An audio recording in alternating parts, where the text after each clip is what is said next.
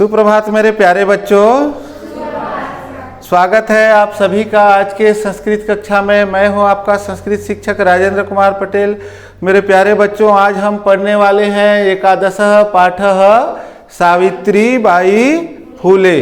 तो मेरे प्यारे बच्चों, इस पाठ में हम पढ़ रहे थे सावित्री बाई के जीवन चरित्र से संबंधित जो प्रमुख बातें हैं उसको हम जान रहे थे। सावित्री बाई ने महिला शिक्षिका विद्यालय की स्थापना किया था। आइए आज हम देखेंगे गद्यांश महिला सेवा मंडल शिशु हत्या प्रतिबंधक गृहम से लेकर के कारान प्रति जागरणम इति तक का अंश जो है हम पढ़ेंगे। तो सबसे पहले मैं इस अंश का आदर्श वाचन कर रहा हूँ, उसके बाद आप भी अनुकरण वाचन कीजिएगा। तो आइए प्रारंभ करते हैं पाठ। महिला सेवा मंडल शिशु हत्या प्रतिबंधक गृह इदानीम इत्यादीनां संस्थानां स्थापनायां फूले दंपत्यों अवदानं महत्वपूर्णं। सत्यशोधक मंडलस्य गतिविधिषु अपि सावित्री अतीव सक्रिया आसीत्। अस्य मंडलस्य उद्देश्यम् आसीत् उत्पीड़ितानां समुदायानां स्वाधिकारान् प्रति जागरणम इति। तो मेरे प्यारे बच्चों, यहाँ तक का अंश आप भी थोड़ा सा अनुकरण वाचन कीजिए। हाँ, अनुकरण वाचन करो बेटा। चलो। महिला सेवा मंडल शिशु हत्या प्रतिबंधक गृहम इत्यादि संस्थानां संस्थापनायां फूले दंपतियों अवदानम महत्वपूर्ण। वेरी गुड, बहुत अच्छा पढ़े बेटा। और कोई? हाँ चलो शुरू करो।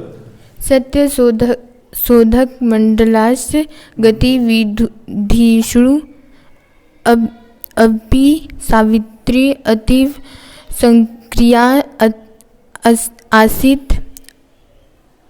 अस्य मंडलस्य उद्देश्यम् आसीत्। चलो बहुत बढ़िया बेटा, आपने भी अच्छा बढ़िया कोशिश की है।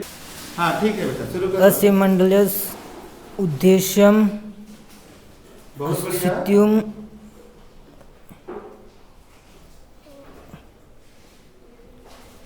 ठीक है बेटा, आपने कोशिश किया, अच्छा लगा मुझे, है ना। हाँ, आपने अच्छा कोशिश किया बेटा किताब पढ़ने का, अच्छा लगा। अब आइए इस अंश का जो है शब्दार्थ और सरलार्थ में आप लोगों को समझा देता हूँ। तो यहाँ पर गृह माने घर, आसित माने थाया थी होता है। तो आइए मैं समझा देता हूँ। महिला सेवा मंडल शिशु हत्या प्रतिबंधक गृह इत्यादिनाम संस्थानाम स्थापनायाम फूलो दंपत्यों अवदानम महत्वपूर्णम। अर्थात जो सावित्री बाई जो फूले थी, उन्होंने महिला सेवा मंडल और शिशु हत्या प्रबंधक गृह नाम के जो दो संस्थाओं का स्थापना किया। ठीक है, ये संस्थाओं का नाम है महिला सेवा मंडल और शिशु हत्या प्रतिबंधक गृहम। ये दो नामों से उन्होंने संस्था खोला और जो कि महत्वपूर्ण है। सत्य शोधक मंडलस्य अर्थात सत्य शोधक जो एक मंडल था, उसमें जो है गतिविधिषु अपि माने होता है बेटा भी, सावित्री अतीव सक्रिया आसीत्। तो सत्य शोधक मंडल में जो सावित्री जो बाई फूले जो थी, ठीक है, तो उन्होंने बहुत ही इसमें महत्वपूर्ण अपना योगदान दिया। और अस्य मंडलस्य उद्देश्यम अर्थात इस मंडल का उद्देश्य, किस मंडल का उद्देश्य? ये जो दो मंडल था, महिला सेवा मंडल और शिशु हत्या प्रबंधक गृहम, तो ये जो दोनों मंडल था उसका उद्देश्य आसित अर्थात था, इसका उद्देश्य था उत्पीड़ितानाम समुदायाम स्वाधिकारान प्रति जागरणम इति। जो नीचे तबके के जो लोग थे, जो निम्न जाति के लोग थे, जो सताए हुए लोग थे, उनके लिए जो है उचित व्यवस्था करना इस सेवा मंडल का कार्य था। आइए आगे देखते हैं अगला गद्यांश। सावित्री अनेका संस्था प्रशासन कौशलेन से लेकर के जीवन चरितम अवश्यम अध्येतव्यम, यहाँ तक का अंश जो है हम अभी देखेंगे। तो सबसे पहले इस अंश को मैं पढ़ रहा हूँ, उसके पश्चात आप भी एक एक करके पढ़ेंगे। तो आप सभी अपने पाठ्य पुस्तक में उंगली मिलाते चलिए।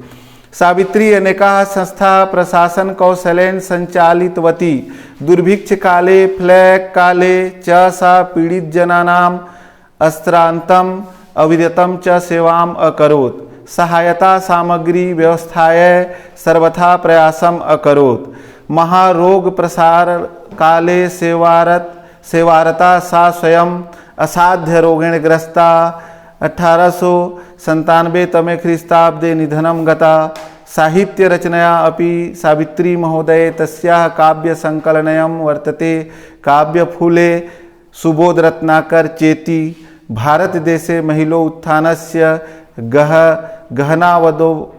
गहनावबोधाय सावित्री महोदयायाः जीवन चरित्रम अवश्यम अध्येतव्यम। तो मेरे प्यारे बच्चों, आप भी एक एक करके आएंगे और इस अंश को जो है अनुकरण वाचन करेंगे। हाँ ठीक है बेटा, चलो अनुकरण वाचन करो। सावित्री अनेका संस्था प्रशासनीय संचालितवती। चलो ठीक है बेटा, आपने कोशिश किया है ना। और कोई बेटा? हाँ चलो बेटा राजू, पढ़ो चलो। दुर्भिक्षकालीन प्रलयकालीन च स। चलो आपने अच्छा कोशिश किया बेटा, ठीक है बेटा। हाँ बेटा रोशन, चलो अनुकरण वाचन करो बेटा। पीड़ित जनानां अश्रान्तम् अविरतः च सेवामः अकरोत् सहायता सामग्री व्यवस्थाय सर्वथा प्रयासमः अकरोत् महारोग प्रसार काले सेवारता सा स्वयं बहुत बढ़िया बेटा, आपने अच्छा कोशिश किया है ना। आप अच्छा पढ़े, अच्छा लगा मुझे कि आपने अच्छा पढ़ा। तो आइए इस अंश का मैं आप लोगों को शब्दार्थ और सरलार्थ सरल शब्दों में समझाता हूँ।